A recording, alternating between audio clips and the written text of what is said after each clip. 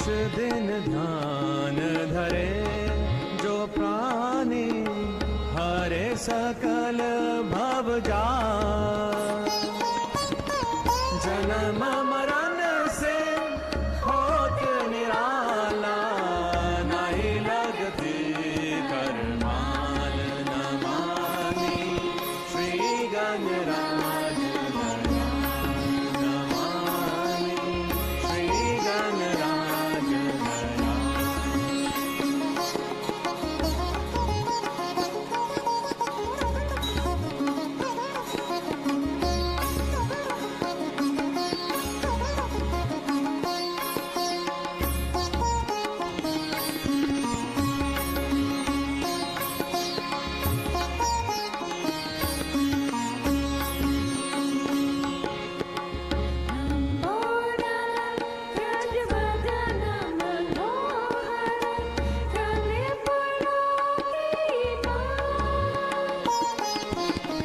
लंबोदर गजवदन मनोहर गले फूलों की माला। रिद्धि सिद्धि चमर दुलारे शोभत सिंदूर हार। नमामि श्री गणराज दयाल। नमामि श्री गणराज दयाल।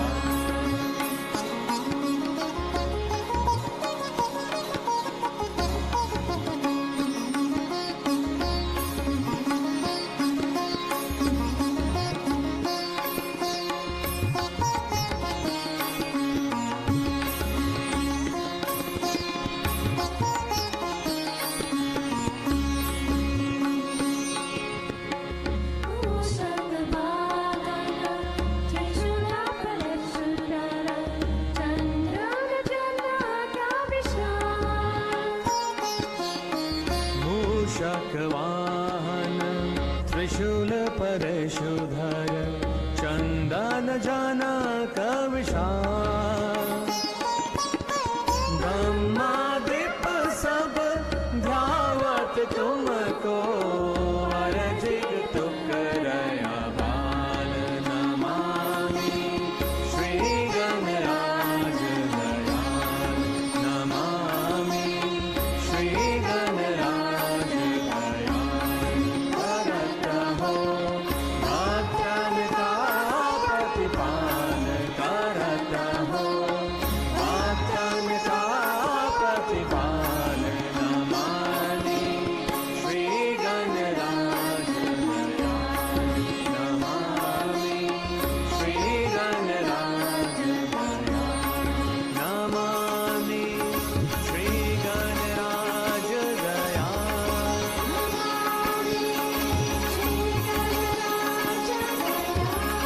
नमामि श्री गणराज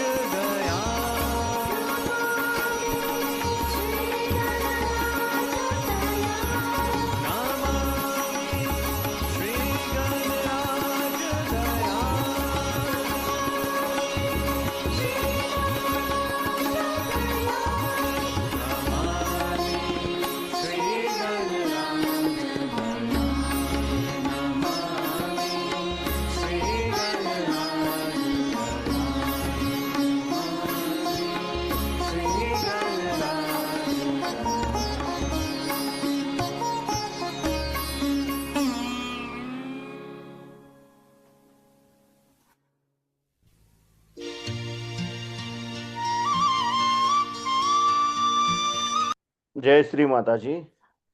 आपण सर्वजण श्रीमाताईंच्या प्रतिमेकडे पाहून प्रणाम करूयात आणि हळवारपणे बंधन घेऊयात.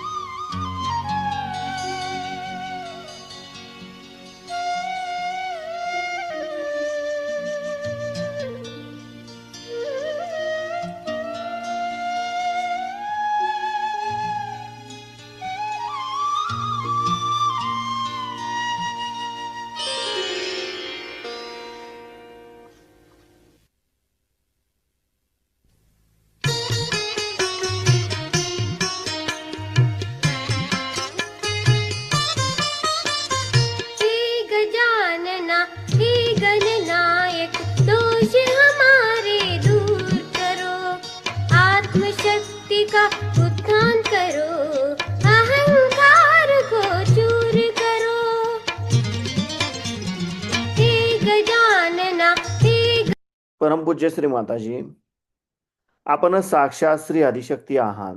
आपल्या परमकृपेत आपल्या निर्मल चरणी ध्यान करण्याची अनुमती आम्हा सर्वांना प्रदान करा. आता आपण हळुवारपणे डोळे मिटूयात आणि आपला उजवा हात जमिनीवर ठेवूयात.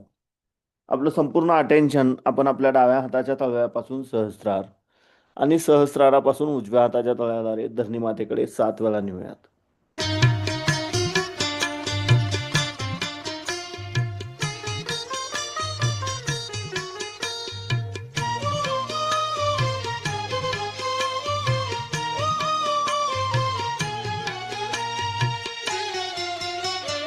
क्षमा करो अपराध हमारे, सब पापों का शरण करो। क्षमा करो अपराध हमारे, सब पापों का शरण करो। अनंत जीवन पथ के सब बाधाओं का परमपूज्य श्री माताजी, आपण साक्षात श्री महाकाली आहात. आपल्या परमकृपेत आमच्या डाव्या बाजूतील इडा नाडीवरील तमोगुणांचे सर्व दोष, सर्व बाधा हे या उजव्या हाताद्वारे पृथ्वी तत्वामध्ये समर्पित करून घ्या व आमची इच्छाशक्ती शुद्ध व निर्मल बनवा, जागृत बनवा. श्री महाकाली साक्षात. ओम तमेव साक्षात श्री महाकाली साक्षात श्री आदिशक्ती माताजी श्री निर्मला देवे नमो नमः. आता आपण आपला उजवा हात मांडीवर ठेवूयात आणि डावा हात कोपरात वाकूयात, आकाश तत्वाकडे करूयात. आपलं संपूर्ण चित्त आपण आपल्या उजव्या हाताच्या तळव्यापासून सहस्रार आणि सहस्रारापासून डाव्या हाताच्या तळव्याद्वारे आकाश तत्वाकडे 7 वेळा नेऊयात. सुबुद्धि का जीवन हमारा अमर बनाओ, दे दो वरदान सुबुद्धि का जीवन हमारा अमर बनाओ। हे गजानना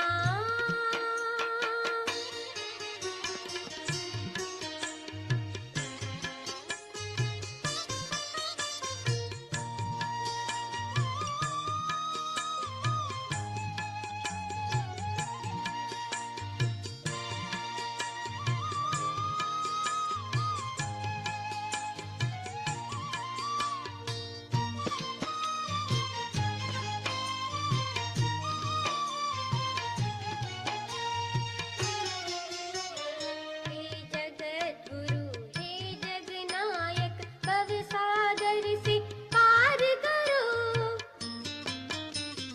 हे जगद्गुरु हे जग परमपूज्य श्री माताजी, आपण साक्षात श्री महासरस्वती आहात. आपल्या परमकृपेत आमच्या उजव्या बाजूतील सर्व दोष, सर्व बाधा, आमच्या पिंगला नाडीवरील रजोगुणांचे सर्व दोष हे या डाव्या हाताद्वारे आकाश तत्वामध्ये समर्पित करून घ्या व आमची क्रियाशक्ती शुद्ध व निर्मल बनवा, जागृत बनवा. श्री महासरस्वती साक्षात. ओम तमेव साक्षात श्री महासरस्वती साक्षात श्री आदिशक्ती माताजी श्री निर्मला देवे नमो नमः. आता आपण आपले दोन्ही हात मांडीवर ठेवूयात. आपलं संपूर्ण लक्ष आपण आपल्या मध्य मूलाधार चक्रामध्ये गोलाकार क्लॉकवाईज 7 वेळा फिरूयात. को दूर करो, अहंकार को दूर करो। हे गजानना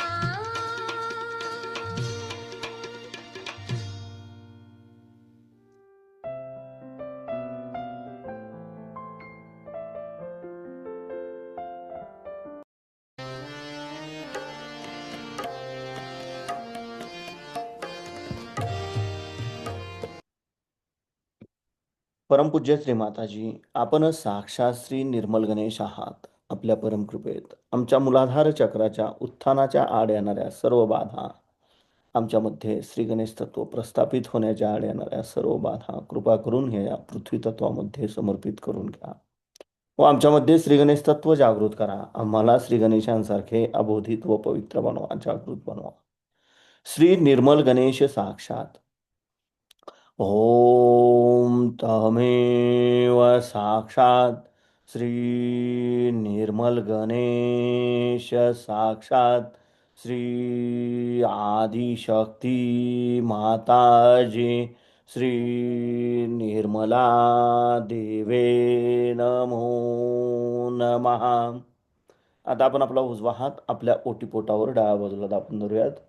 परमपूज्य श्री माताजी, आपल्या परमकृपेत कृपा करून मला शुद्ध आणि निर्मल विद्या प्रदान करा. परमपूज्य श्री माताजी, आपल्या परमकृपेत कृपा करून आम्हाला शुद्ध आणि निर्मल विद्या प्रदान करा. कृपा करून आम्हाला शुद्ध व निर्मल विद्या प्रदान करा. आता आपण आपला उजवा हात आपल्या मध्य नाभी चक्रावर ठेवूयात. परमपूज्य श्री माताजी, आपण साक्षात श्री लक्ष्मी नारायण आहात. आपल्या परमकृपेत कृपा करून आमच्यामध्ये लक्ष्मी तत्व प्रस्थापित करा. कृपा करून आम्हाला समाधानी बनवा. आता आपण आपल्या उजव्या हाताचा तळवा आपल्या नाभीच्या भोवताली आपल्या भवसागरावर गोलाकार क्लॉकवाईज 7 वेळा फिरवूया.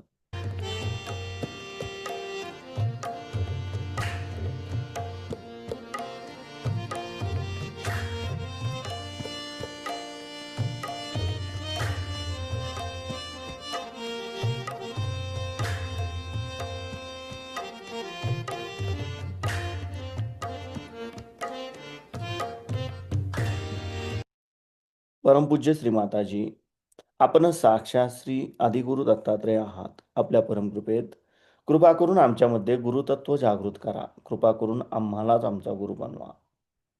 आता आपण आपला उजवा हात आपल्या हृदयावर ठेवायचा डाव्या बाजूला. परमपूज्य श्री माताजी, आपल्या परमकृपेत मी केवळ एक शुद्ध आत्मा आहे. मी मन नाही, बुद्धी नाही, शरीर नाही, अहंकार नाही. मी केवळ एक शुद्ध आत्मा आहे. मी केवळ एक शुद्ध आत्मा आहे. कृपा करून आपण आमच्या हृदयामध्ये विराजमान व्हा. आता आपण आपला उजवा हात आपल्या मानेवर डाव्या बाजूला दाबून धरूया. परमपूज्य श्री माताजी, आपल्या परमकृपेत मी निर्दोष आहे. मी निर्दोष आहे. मी निर्दोष आहे. आता आपण आपला उजवा हात आपल्या कपाळावर दाबून धरूयात. परमपूज्य श्री माताजी, आपल्या परमकृपेत मी माझ्यासहित सर्वांना अगदी हृदयापासून क्षमा केली आहे. माझ्या मनात कुणाबद्दलही राग नाही, द्वेष नाही. मी माझ्यासहित सर्वांना अगदी मनापासून क्षमा केली आहे. आता आपण आपल्या उजव्या हातात आपल्या सहस्रारावर घट्ट दाबून धरूयात आणि जागच्या जागी गोलाकार क्लॉकवाईज 7 वेळा फिरूयात.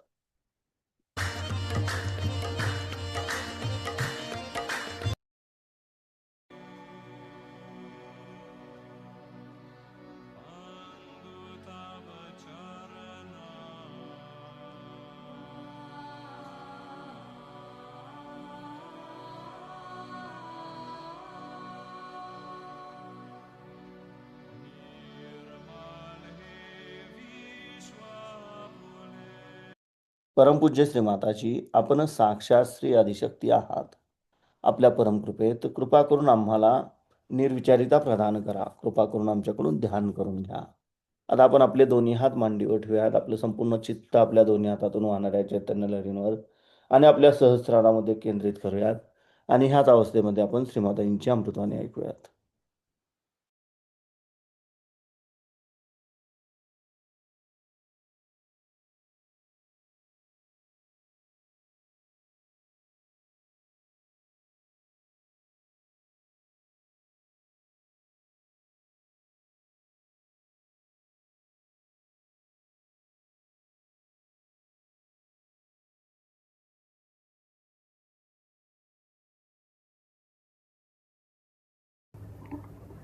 आज का विषय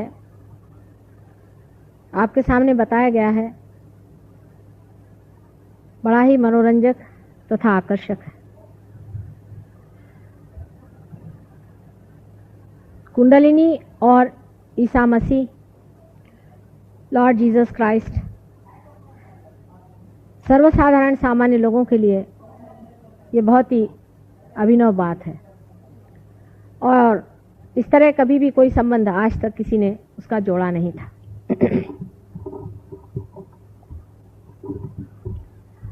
इसका कारण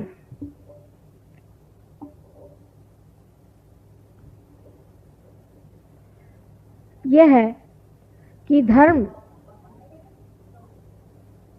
कि वृक्ष में जब जब फूल खिले हैं तो वो अनेक प्रांतों में, अनेक देशों में, अनेक भाषाओं में सुगंधित रहे, लेकिन उनका संबंध आपस में क्या बना रहा वो सिर्फ वृक्ष ही जान सकता है। जहां जहां वो खिले हैं, जहां जहां उनकी सुगंध फैली है, वहां के लोगों ने उन्होंने कभी अपनाया नहीं। तो फिर और लोग इसे कैसे जान सकते थे या समझ सकते थे कि ये फूल एक ही वृक्ष में लगे हुए हैं। अब हम उस तरफ से बात कर रहे हैं जहां पर आपको अभी तक पहुंचाया नहीं गया। जब आप वहां पहुंच जाइएगा तब हमारी बात आपको बहुत आसानी से समझ आएगी, क्योंकि जो भी हम कह रहे हैं वो सत्य है या असत्य है ये जानने का आपके पास कोई तरीका नहीं, उसका सबूत आपके पास कोई नहीं। आप कैसे जानिएगा कि हम जो कह रहे हैं ये सच है या झूठ? इसका जानने का तरीका जो है वो ये है कि आपको अपना ही अर्थ अभी तक लगाना। आप अभी तक उस स्तर पर नहीं है जहां आप सत्य से संबंधित हो गए हों। इसी कारण कोई चीज सत्य है या असत्य है, सिर्फ ये किंवदंती है या कोई मन की गढ़ी हुई बात है, ये आप नहीं बता सकते। जो लोग जिसे हम कहते हैं पार हो गए हैं, वो इस बात का पूरा तरह से परिचय पा सकते हैं कि कौन सी बात सच है और कौन सी बात झूठ है, क्योंकि उनके हाथ से जो तरंग बह रहे हैं, जो कल हमने यहाँ पर एक्सपेरिमेंट किया था और बहुत से लोगों के हाथ से जो ये तरंगे बहने लगी थी, उस पर आप गरी से आके तो आप समझ सकते हैं कि जो बात हम कह रहे हैं पूर्ण सत्य है। ईसा मसीह के बारे में ईसाई लोग सिर्फ उसे बाइबल से जानते हैं, जो कि बड़ी गूढ़ किताब है। उसकी गूढ़ता इतनी है कि उसका कोई भी अर्थ ये लोग न लगाने के कारण कुछ न कुछ भी प्रयास करते हैं। जैसे कि बाइबल में लिखा हुआ है कि I will appear before you like tongues of flames. इसका अर्थ वो लोग नहीं दे सकते। वो सोचते हैं कि जब भगवान सामने आएंगे तो उनके अंदर से इस तरह से ज्वालाएं निकलती रहेंगी। इसका अर्थ ये नहीं। इसका अर्थ ये है कि हम सहस्त्रार में तुम्हें दिखाई देंगे। सहस्त्रार का वर्णन है, अनेक तरह से कुंडलिनी का वर्णन बाइबल में है, असंख्य उसके कोटेशंस आपको हम दे सकते हैं। ईसा मसीह ने कहा है कि those who are not against me are with me. जो मेरे खिलाफत में नहीं है वो मेरे साथ है। ईसाइयों से जाकर अगर आप पूछे कि ये कौन लोग हैं तो उनको इनका पता नहीं। उन्होंने तो ये बना लिया है कि ईसा मसीह ने कहा था कि I am the path, I am the door.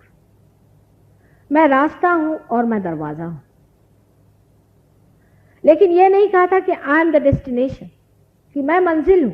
यह बात उन्होंने नहीं कही थी। अगर उन्होंने कहा था मैं रास्ता हूं और मैं दरवाजा हूं तो फिर मंजिल कोई और होती।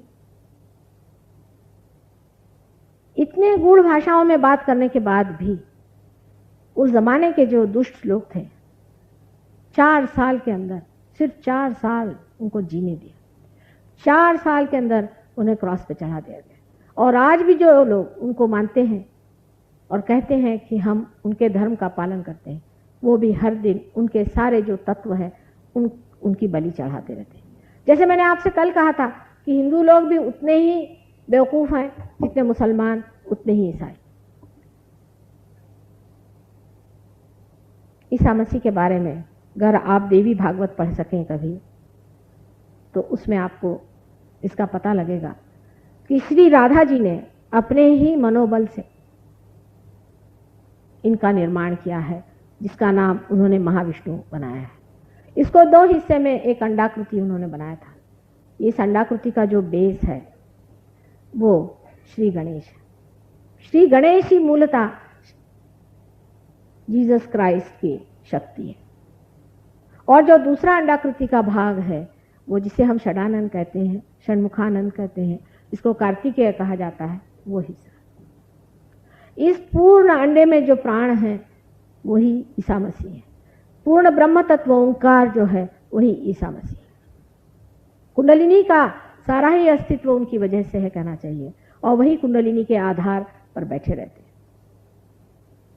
श्री राधा जी ने इनको जन्म किया था, ये आपको अगर आप देवी जी का पुराण पढ़ें तो पता होगा। पर मार्कंडेय को पढ़ने के लिए हमारे आज के मॉडर्न लोग कहाँ तैयार हैं। मार्कंडेय जैसा दृष्टा आपको कहीं ढूंढे से नहीं मिलेगा। एक से एक बारीक चीजें देवी की उन्होंने बताई हुई है कि देवी की क्या पहचान है, देवी किस तरह से कपड़े पहनती है, देवी के क्या उनके शौक हैं, वो किस तरह की है, उनका चलन बलन सब हर एक बारीक बारीक इतनी बातें उन्होंने बताई हुई है कि कभी कभी बड़ा आश्चर्य होता है कि किस कदर इन्होंने इतनी बातें जानी। लेकिन हमारे आजकल के जो आधुनिक अंग्रेजी शिक्षा से शिक्षित जो लोग हैं वो तो ये भी मानने को तैयार नहीं है कि संसार में देवी नाम की भी कोई चीज़ होती है और दैवी शक्ति नाम की भी कोई चीज़ होती है। हालांकि आज अंग्रेज इस तरफ मुड़ रहे हैं, लेकिन हमारे हिंदुस्तानी तो अभी भी बहुत बड़े अंग्रेज बने हुए। मैं बहुत बार कहती हूँ कि अंग्रेज़ों के टेल कोर्स छोड़ करके हमारे हिंदुस्तान में ज़्यादा अंग्रेज हैं बनिस्बत इंग्लैंड में। मार्कंडेय पुराण मेरे ख्याल से आप लोगों में से बहुत ही कम लोगों ने पढ़ा होगा, लेकिन उसमें अगर आप पढ़ें तो महाविष्णु की स्थापना उस पर आप अगर ध्यान दें तो आप समझ जाइएगा कि ये पूरे क्राइस्ट का ही या ख्रिस्त का ही पूरे वर्णन है। राधा जी ने स्वयं अपनी शक्ति से, जो कि महालक्ष्मी की शक्ति है, इन्हें बनाया है। और उनकी माँ जो मेरी थी वो और कोई नहीं थी, बस आपको सीधे सीधे समझ लेना चाहिए कि श्री राधा जी स्वयं थी। स्वयं साक्षात श्री राधा जी ने ही उनको जन्म दिया था। राधा, रा माने एनर्जी, शक्ति, और धा माने धारने वाली। जिसने शक्ति को धारण किया वो राधा है। राधा ये महालक्ष्मी का स्वरूप है। राधा जी का संसार में अवतरण हुआ था। जो पहले सीता जी थी वही राधा जी हुई, और राधा जी ने ही गणेश जी को अपने गोद लेकर के, क्योंकि राधा जी तो महालक्ष्मी का अवतरण है और गणेश जी महाकाली ने बनाए हुए थे गौरी स्वरूप होकर के, उन्होंने अपने गोद लेकर के उनको ये विशेष स्वरूप दे करके ख्रिस्त बनाया है। अब जो ख्रिस्त शब्द है ये भी कृष्ण से आया है, क्योंकि इनके पिता कृष्ण हैं, इसलिए इनको ख्रिस्त कहा गया। बहुत समझने की बात है।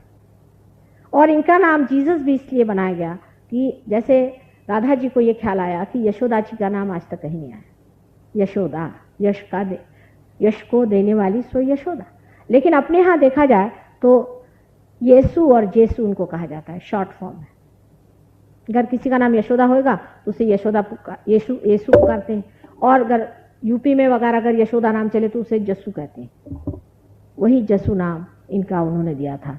इस प्रकार जीसस क्राइस्ट ये नाम तैयार हुआ है। अब हिंदू लोगों को लगता है कि जीसस क्राइस्ट तो फिर हमारे आदमी हो गए, पर आप हिंदू हैं क्या? आप भारतीय भी नहीं है। और हिंदुत्व का मतलब कोई चीज को लेकर झगड़ा करना हिंदुत्व नहीं होता है। हिंदुत्व तो शक्ति के पुजारियों को माना जाता है, और जो शक्ति से प्लावित है, जो शक्ति से संस्कारित है, उन्हीं को हिंदू माना चाहिए। जिनके अंदर अभी तक शक्ति जागरूक नहीं है उन्हें हिंदू नहीं मानना चाहिए। इस प्रकार आप समझ सकते हैं कि जीसस क्राइस्ट ये श्री राधा जी के बनाए हुए वैकुंठ के समय के एक बहुत बड़े अवतरण है। इनके बारे में ये वर्णन है कि राधा जी ने इनको बनाया, उसमें से फिर उनके दो हिस्से किए गए। एक हिस्सा तो उन्होंने इसी तरह से छोड़ दिया जो श्री गणेश का हिस्सा था, और जो दूसरा हिस्सा था उसी को विशेष रूप दे करके उस अंडे को उन्होंने एक बालक का रूप दे दिया। फिर ये बालक बहुत सालों तक रोता रहा। उसको अपने पिता की याद आई। जब उसके पिता ने उसे देखा, मतलब श्री कृष्ण ने जब उन्हें देखा तो उन्होंने उसको अनेक वरदान दिए। उसमें से एक वरदान ये है कि तुम मेरे से ऊंचे बैठोगे। देखिए, विशुद्धि चक्र हमारा यहाँ है और आज्ञा चक्र हमारा यहाँ है, किंतु ब्रेन में विशुद्धि चक्र यहाँ है। ब्रेन के अंदर विशुद्धि चक्र के जो सीट है वो यहाँ पर है, पर चक्रों की दृष्टि से श्री कृष्ण का चक्र ये है, और उसके ऊपर यहाँ पर आज्ञा चक्र है जहाँ जीसस क्राइस्ट बसते हैं। दूसरी बात उन्होंने कही कि तुम सारे संसार का आधार रहो। तीसरी बात उन्होंने कही कि मैं जो कुछ भी अपनी पूजा में पाता हूँ उसका 16वां हिस्सा तुम्हारे पास पहले ही चला जाता है। इस प्रकार अनेक वरदान देने के बाद विराट ने, श्री कृष्ण ने उनको इस संसार में अवतरण लेने की अनुज्ञा दी। जब ईसा मसीह अपने पिता की बात करते हैं तब वे कृष्ण की बात करते हैं, विराट की बात करते हैं। उन्होंने हमेशा अपने पिता की बात की क्योंकि उनके पिता उनके साथ संसार में अवतरित नहीं हुए थे। उनकी माँ साक्षात महालक्ष्मी थी, आदिशक्ति थी। उसी को उन्होंने होली घोस्ट कहा हुआ है, लेकिन उस वक्त उन्होंने होली घोस्ट की बात इसलिए नहीं की, अपने माँ को होली घोस्ट या कोई देवी के रूप में उन्होंने दुनिया से नहीं जताया, क्योंकि अगर उस वक्त के दुष्ट राक्षसों को यह पता हो जाता कि यही होली घोस्ट है तो उसके पीछे पड़ जाते। अगर ऐसी हालत आ जाती तो जीसस क्राइस्ट खुद इतने बिगड़ जाते कि उनकी जितनी भी संहार शक्तियां हैं उन्हें लेकर के वो तहस नहस कर देते। जीसस क्राइस्ट के पास 11 रुद्र हैं, माने 11 संहार शक्तियां हैं। वो हमारे माथे पर 11 संहार शक्तियां हैं। ये 11 संहार शक्तियां जब कल की अवतरण होगा, जिसके बारे में मैं कल बताने वाली हूँ, तब पूरी तरह से इस संसार का जो भी कुछ संहार का कार्य है वो करें। इनकी जो 11 संहार शक्तियां हैं ये हमारे माथे में बैठी हुई हैं। उसमें से एक शक्ति हनुमान जी की है और एक शक्ति भैरवनाथ जी की है, जिसे बाइबल में गैब्रियल और माइकल कहा जाता है। आप अगर अंग्रेजी में भी कहें तो भी आप उस शक्ति को जागरूक कर सकते हैं मंत्र में, या चाहे आप उसे हिंदी में कहें या संस्कृत में कहें तो भी वो शक्तियां आपके अंदर जागरूक हो सकती हैं।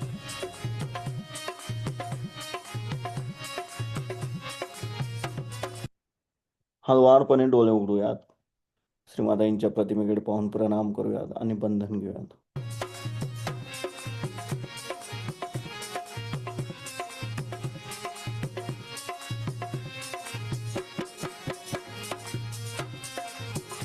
हरे गौरा जी की रची आई हरी हरी मेहंदी, गौरा जी की रची आई हरी हरी मेहंदी, माता जी की रची आई हरी हरी मेहंदी, माता जी की रची आई हरी हरी मेहंदी। भोले बाबा को है, भोले बाबा को चढ़ गई भांग बुंदिया पड़ने लगी, भोले बाबा को चढ़ आई भांग बुंदिया पड़ने लगी। ओ लटाधारी चले कैलाश बुंदिया पड़ने लगी, ओ भोले बाबा चले कैलाश बुंदिया पड़ने लगी, ओ लटाधारी चले कैलाश बुंदिया पड़ने लगी।